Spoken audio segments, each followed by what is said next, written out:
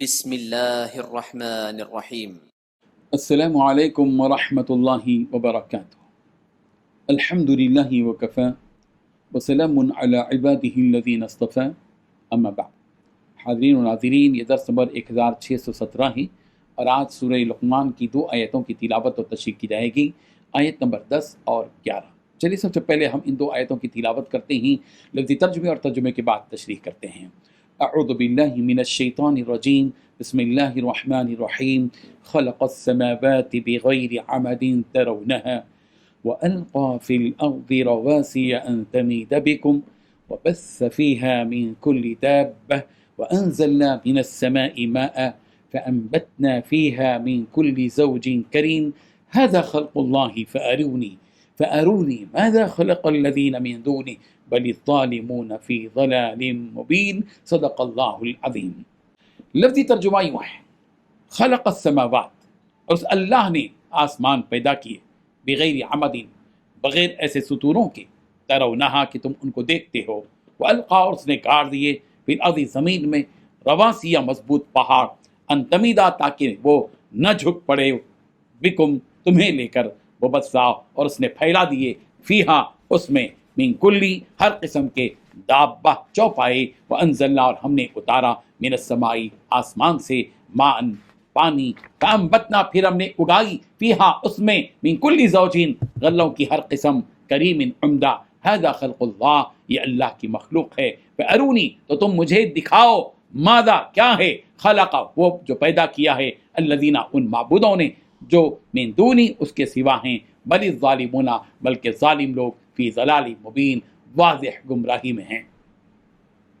ترجمہ یوں ہے، اسی نے آسمانوں کو ستونوں کے بغیر پیدا کیا، جیسا کہ تم دیکھتے ہو، اور زمین پر پہاڑ بنا کر رکھ دیے تاکہ تم کو ہلا نہ سکے، اور اس میں ہر طرح کے جانور پھیلا دیے، اور ہم ہی نے آسمان سے پانی نازل کیا، پھر اس میں ہر قسم کی نفیس چیزیں اگائیں۔ یہ تو اللہ کی پیدائش ہے، تو مجھے دکھاؤ کہ اللہ کے سوا جو لوگ ہیں انہوں نے کیا پیدا کیا ہے۔ حقیقت یہ ہے کہ یہ ظالم صریح گمراہی میں ہے۔ ان 2 آیتوں میں 8 باتیں بتلائی گئی ہیں۔ پہلی بات، اللہ تبارک و تعالیٰ نے آسمانوں کو بغیر ستونوں کے پیدا کیا جسے تم دیکھتے ہو۔ دوسری بات، زمین میں پہاڑوں کو گاڑ دیا تاکہ تمہیں لے کر ڈگمگائے نہیں۔ تیسری بات، اس نے ہر قسم کے جانور پھیلا دیے۔ چوتھی بات، ہم نے زمین پر پانی برسایا۔ پانچویں بات، ہم نے ہر قسم کے نباتات اگائے۔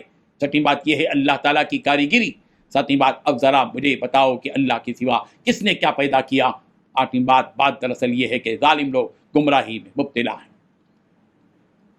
بزرگان محترم، پچھلی آیت کے ختم پر اللہ تبارک و تعالیٰ کی 2 صفتیں بیان کی گئی تھیں، وَهُوَ الْعَزِيزُ الْحَكِيمُ۔ یہاں اللہ تبارک و تعالیٰ کی قدرت بیان کی جا رہی ہے۔ چنانچہ رب ذوالجلال فرماتے ہیں، اللہ ہی نے آسمانوں کو بغیر ستونوں کے پیدا کیا، جس آسمان کو ہم اپنی آنکھوں سے دیکھتے ہیں کہ ہمیں کوئی ستون نظر نہیں آتا۔ بغیر عمد ترونہا، اللہ تعالیٰ کہہ رہے ہیں کہ کوئی ستون نہیں، تم دیکھ رہے ہو، جیسا کہ حضرت حسن اور قتادہ رضی اللہ عنہ کا قول ہے۔ اور بغیر عمد ترونہا کے بارے میں حضرت ابن عباس رضی اللہ عنہ کی رائے بالکل دوسری ہے۔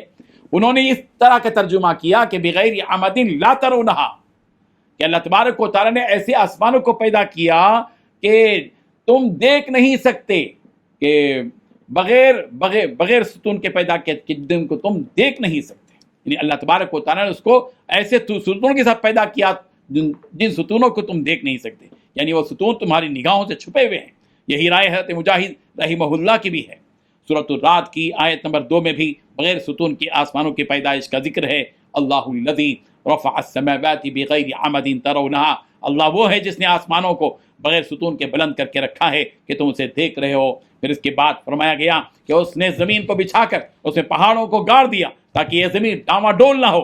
یعنی اگر اللہ نے اس میں پہاڑوں کو گاڑا نہ ہوتا، یعنی اس زمین پر اگر پہاڑ نہ ہوتے تو یہ زمین ایک جگہ رہ نہ پاتی۔ مثال کے طور پر اگر آپ ایک کاغذ لیں اور اسے زمین پر رکھیں تو وہ کاغذ ایک جگہ نہیں ٹھہرے گا، بلکہ اڑ کر کہیں اور چلا جائے گا۔ اگر اللہ تبارک و تعالیٰ نے اس زمین پر پہاڑ نہ گاڑے ہوتے تو اس کا بھی یہی حال ہوتا جیسے کہ کاغذ کے پرزے کا ہوتا ہے، کہ وہ ایک جگہ زمین رہ نہ پاتی۔ انسانوں اور جانوروں کا زندگی گزارنا اس زمین پر مشکل بلکہ محال ہو جاتا۔ اسی لیے پروردگار نے پہاڑوں کو زمین میں کیلوں کی طرح گاڑ دیا جیسا کہ کہا گیا والجبال اوتادا، سورۃ النبا آیت نمبر 7 کہ پہاڑوں کو کیلوں کی طرح کی شکل میں پیدا کیا۔ سورہ فاطر کی آیت نمبر 27 میں پہاڑوں کے بارے میں یوں کہا گیا وَمِنَ الْجِبَالِ جُدَدٌ بِيضٌ وَحُمْرٌ مُخْتَلِفٌ أَلْوَانُهَا وَغَرَابِيبُ سُودٌ، اور پہاڑوں کے مختلف حصے ہیں سفید اور سرخ کہ ان کی بھی رنگتیں مختلف ہیں اور بہت گہرے سیاہ بھی۔ پھر اس نے زمین میں ہر قسم کے جانوروں کو پھیلا دیا، یہاں پر دابہ سے مراد ہر وہ جاندار مخلوق ہیں جو کھاتے اور پیتے ہیں، جیسا کہ امام طبری نے کہا ہے تفسیر طبری کی صفحہ نمبر 133 جلد نمبر 20 میں یہ بات بتائی گئی ہے۔ پھر اللہ تبارک و تعالیٰ نے اس بنائے ہوئے آسمان سے پانی برسایا تاکہ اس پانی کے ذریعے مختلف قسم کی عمدہ کھانے کی چیزیں انسان کے لیے زمین میں اگائیں۔ آگے اللہ تبارک و تعالیٰ ان مشرکین سے بطور چیلنج کہہ رہے ہیں کہ یہ تو ہماری مخلوق کی چند جھلکیاں ہیں جو تم نے ابھی دیکھی، انہی جھلکیوں اور نشانیوں میں سے کوئی ایسی چیز بتاؤ کہ جسے تمہارے باطل معبودوں نے، ان بتوں نے پیدا کیا ہو۔ ہرگز تم بتا نہیں سکتے اور قیامت تک نہیں بتا سکو گے، کیونکہ خود ان معبودوں کو تم لوگ بناتے ہو، وہ معبود دوسری چیزیں کیا بنا سکیں گے؟ تو جب یہ لوگ تمہارے کسی کام کے نہیں ہیں، نہ تمہاری مدد کر سکتے ہیں، نہ تمہاری حاجت و ضرورت پوری کر سکتے ہیں، اور نہ ہی تمہیں روزی روٹی دے سکتے ہیں، تو پھر تم نے ان بے جان اور بے فائدہ چیزوں کو معبود بنا کر ظلم کیا ہے، اور تمہارے ظلم کی وجہ سے تم لوگ گمراہی میں پڑے ہوئے ہو۔ یہی گمراہی تمہیں جہنم تک لے جائے گی، جہاں تم دردناک عذاب پاؤ گے۔ ابھی بھی وقت ہے کہ ان نشانیوں کو دیکھ کر حقیقی خالق کو پہچانو۔ اگر تم سیدھے راستے پر نہیں آئے تھے تو کل قیامت کے دن تمہیں تمہاری ان حرکتوں کا انجام بہت ہی خطرناک انداز میں بھگتنا پڑے گا۔ اللہ تبارک و تعالیٰ توحید کو سمجھنے کی، رب ذوالجلال کی پیدا کی ہوئی چیزوں سے اس کی توحید کو سمجھنے کی، اس کی افتاء اور بے مثال ہونے کو سمجھنے کی توفیق عطا فرمائے۔ آمین۔ وآخر دعوانا ان الحمد للہ رب العالمین۔